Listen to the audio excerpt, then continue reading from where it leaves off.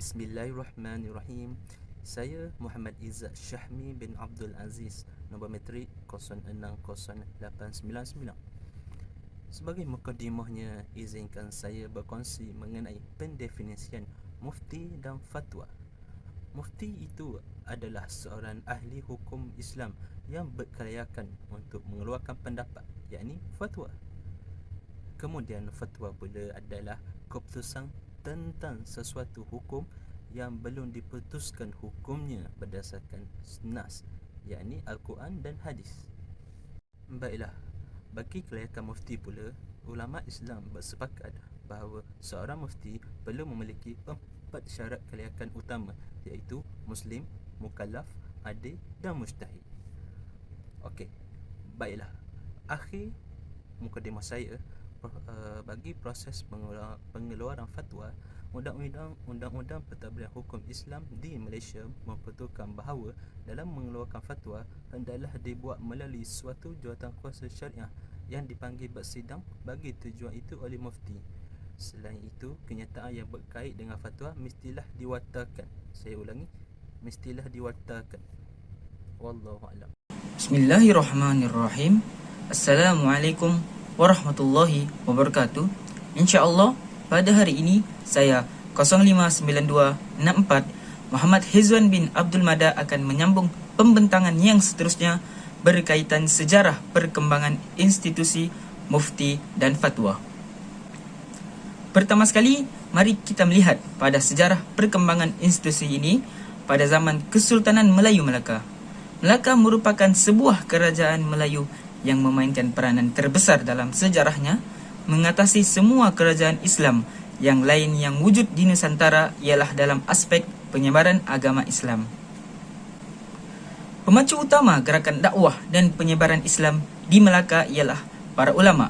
Sebelumnya, para ulama telah bergerak di Perlak, kemudian dengan kebangkitan Melaka telah menjadikan negeri ini sebagai platform baharu untuk menyebarkan dakwah. Penyusunan semula struktur hukum yang dikenali sebagai Hukum Kanun Melaka pada zaman pemerintahan Sultan Mahmud Shah tahun 1489 hingga 1511 ini telah menjadi titik tolak dalam perkembangan institusi mufti dan fatwa kerana terdapatnya pengaruh hukum Islam di dalamnya. Antara pengaruh tersebut termasuklah hukum qisas, hukum undang-undang muamalat dan hukum undang-undang kekeluargaan dalam Islam.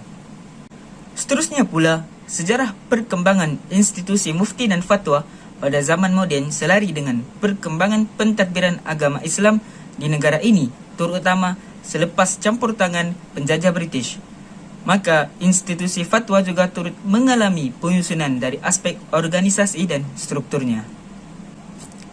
Di dalam semua enakmen pentadbiran agama Islam negeri-negeri Malaysia, dapat dilihat institusi fatwa itu terdiri daripada gandingan antara mufti dan jawatan kuasa syariah bagi setiap negeri tersebut.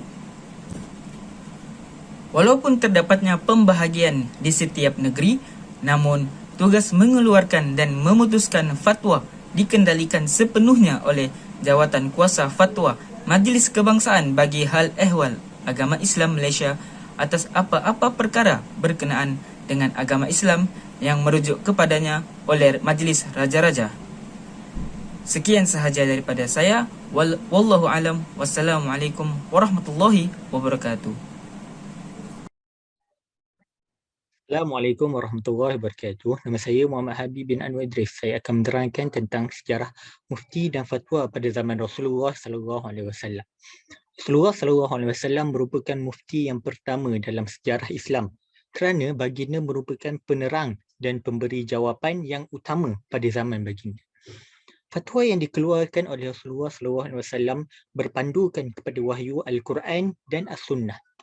Misalnya, baginda pernah berfatwa dalam menjawab persoalan berkaitan hukum hakam kewanitaan yang diajukan oleh para sahabat melalui beberapa ayat di dalam surah An-Nisa.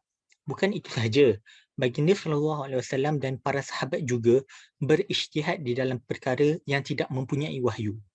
Sekiranya fatwa yang dikeluarkan itu salah, ataupun ijtihad yang dikeluarkan itu salah, maka baginda akan ditegur oleh Allah Subhanahu Wa Taala melalui wahyu yang diturunkan. Pada perundangan yang berlaku pada zaman baginda sallallahu alaihi wasallam.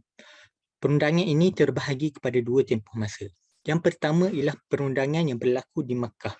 Pada ketika ini, baginda Rasulullah SAW lebih menumpukan kepada memperbaiki akhlak ataupun akidah musyrikin Makkah yang sudah lama terpesong agar menyembah Allah Subhanahu Wa Taala. Yang kedua pula ialah perundangan yang berlaku di Madinah. Ketika ini, perundangan yang berlaku adalah berkaitan dengan hukum-hukum amaliyah, misalnya puasa, solat, zakat, perkahwinan, jual beli dan sebagainya. Namun begitu, hukum-hukum ini difadukan secara beransur-ansur supaya para sahabat dapat mengamalkannya dengan lebih mudah. Bismillahirrahmanirrahim. Assalamualaikum warahmatullahi wabarakatuh. Nama saya Syed Muhammad Luqman bin Syed Amir Ibrahim Mahdi 059965. Dan saya akan membentangkan tajuk mufti-mufti serta peranan mereka dalam badan kerajaan di Malaysia. Dalam sistem perlembagaan di Malaysia, agama Islam adalah agama rasmi di Malaysia. Hal ini dapat dilihat daripada institusi Raja-Raja Melayu bertanggungjawab terhadap hal ehwal berkaitan agama Islam dan adat resam Melayu. Senario ini menyelahkan lagi konsep raja berperlembagaan yang dinyatakan dalam Perlembagaan Malaysia. Tambahan pula, Jawatan Kuasa Muzakarah Majlis Kebangsaan bagi Hal Ehwal Agama Islam Malaysia MKI ditugaskan untuk menimbang, memutus dan mengeluarkan fatwa terhadap hal-hal yang berkaitan agama Islam yang dirujuk oleh Majlis Raja-Raja. Malaysia mempunyai 14 mufti yang berkuasa di setiap negeri. Institusi fatwa di negeri berhak memutuskan dan mewartakan fatwa di negeri masing-masing melalui enactment, akta dan ordinan yang berkaitan. Tugas-tugas mufti seperti yang dapat dilihat adalah yang pertama, mufti haruslah membantu dan menasihati Yang di-Pertuan Agong berkenaan dengan semua perkara hukum syarak. Yang kedua, mengkaji dan mengeluarkan fatwa terhadap isu-isu yang memerlukan penjelasan hukum syarak.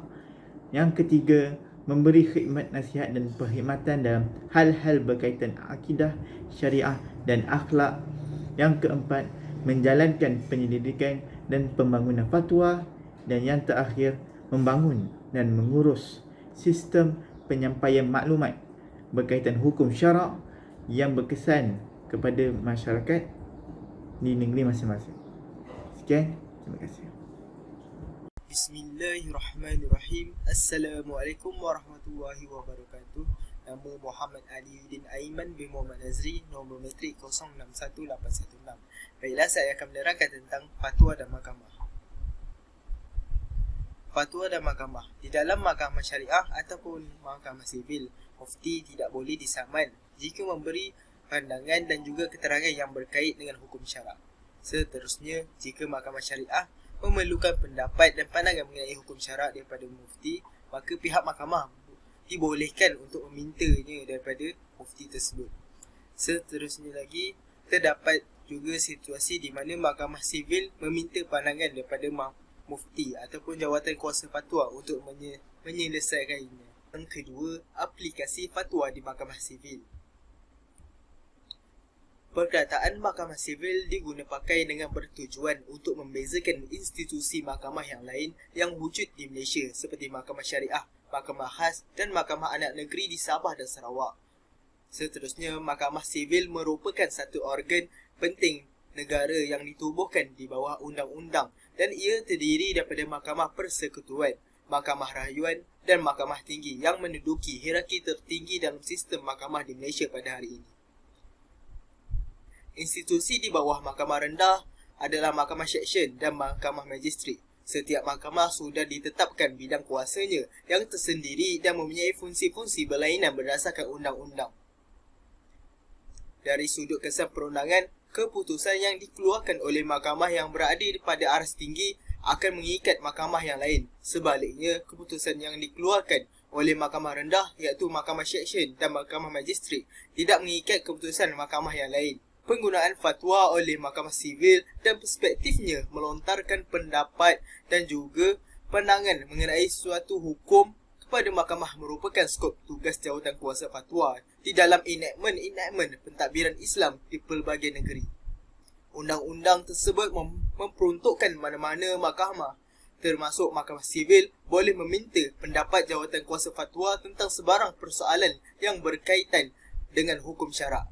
Yang terakhir, salah satu sumber undang-undang yang digunakan oleh mahkamah sivil adalah prinsip Islam. Ianya sering digunakan pakai sebagai undang-undang yang bertujuan untuk menetapkan hubungan di antara kedua pihak yang bertikai, khususnya kes sivil. Assalamualaikum warahmatullahi wabarakatuh. Saya Muhammad Syafi'i bin Hairul Azhar, nombor metrik 059229. Baik, kita tahu bahawa setiap negeri ada mufti. Jadi mari kita bincangkan pentadbiran fatwa negeri-negeri. Pengurusan fatwa antara negeri-negeri dikuatkuasakan oleh enactment atau undang-undang pentadbiran agama Islam yang berada di bawah peruntukan enactment undang-undang negeri. Peruntukan enactment negeri-negeri juga telah mewujudkan Jabatan Mufti yang mana Mufti memainkan peranan yang penting dalam hal keagamaan dan mengeluarkan fatwa. Dalam hal mengeluarkan fatwa, Mufti sahaja mempunyai kuasa untuk meminda, mengubah atau membatalkan mana-mana fatwa yang dikeluarkan lebih awal. Seterusnya, seperti yang saya sebutkan tadi, setiap negeri mempunyai mufti yang berbeza. Jadi kemungkinan perbezaan fatwa akan berlaku. Ada kata boleh, ada kata tak boleh. Jadi perkara ini akan mengelirukan masyarakat. Macam mana fatwa diselaraskan? Berdasarkan peruntukan perkara 14(a), proses pengeluaran fatwa adalah berdasarkan amalan yang telah digariskan. Mula-mula pihak Majlis Raja-Raja akan kemukakan kepada Majlis Kebangsaan bagi hal ehwal agama Islam sesuatu masalah yang timbul dan menyentuh agama Islam serta ianya difikirkan perlu dikeluarkan fatwa.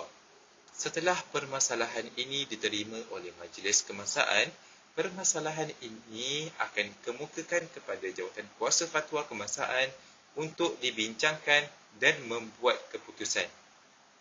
Setelah Jawatan Kuasa Fatwa membuat keputusan dan mengeluarkan fatwa, Majlis Kebangsaan akan mengambil tindakan dengan mengemukakannya kepada pihak Majlis Raja-Raja. Setelah diperkenankan oleh Majlis Raja-Raja, fatwa-fatwa akan diwartakan dan diumumkan sebagai fatwa rasmi.